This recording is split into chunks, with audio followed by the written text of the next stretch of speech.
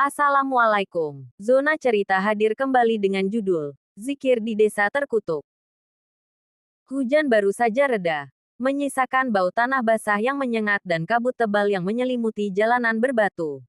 Lampu jalan tunggal di kejauhan berkedip-kedip, seolah-olah berjuang melawan kegelapan yang pekat. Di kiri kanan jalan, rumah-rumah panggung kayu yang sudah tua dan lapuk berdiri.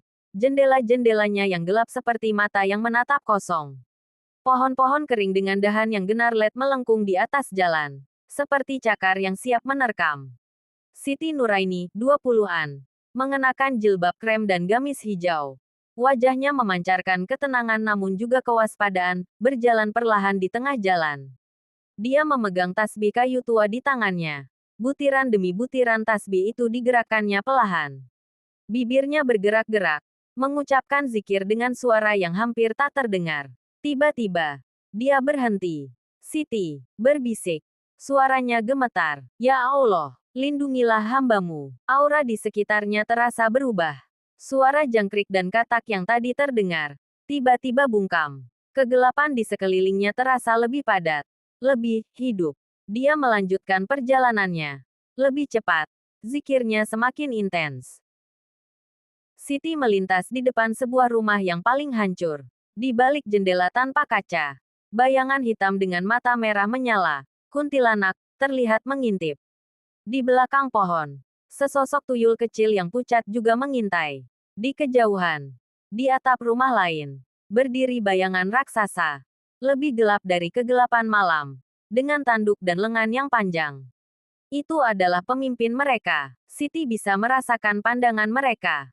Setiap bulu kuduknya berdiri. Ketakutan mulai merayap di hatinya.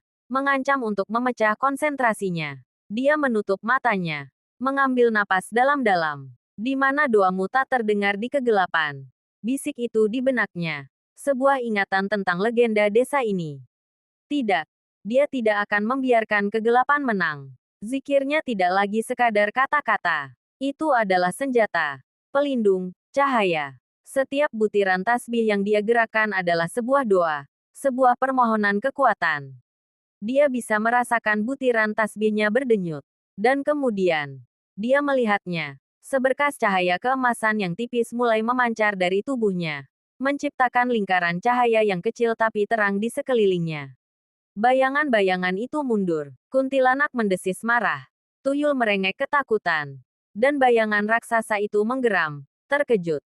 Siti membuka matanya. Tidak ada ketakutan lagi. Hanya ada kedamaian. Dan kekuatan yang bersumber dari iman. Dia melanjutkan perjalanannya.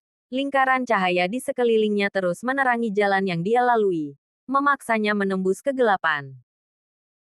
Di tengah desa yang gelap dan penuh monster, sebuah titik cahaya kecil terlihat bergerak secara konsisten. Itu adalah Siti. Zikirnya tidak pernah berhenti. Tasbihnya tidak pernah lepas dari tangannya. Dia adalah gerbang tasbih. Pintu menuju perlindungan di tengah desa yang terkutuk. Makhluk-makhluk itu hanya bisa menonton dari kejauhan. Tidak berani mendekati lingkaran cahaya itu. Kegelapan desa itu, meski tetap menakutkan, tidak lagi terasa tak terkalahkan. Selama Siti terus berzikir, masih ada harapan. Lampu jalan tunggal itu berkedip satu kali lagi. Lalu menyala dengan stabil, seolah-olah mendapatkan kekuatan dari cahaya yang dibawa oleh Siti. Tamat. Jalanan sepi mencekam, angin malam berhembus kelam, namun hatiku tetap tenang. Dalam zikir jiwaku terang, kau di sana ku tahu itu. Takkan goyah imanku padamu. Ku terus berzikir,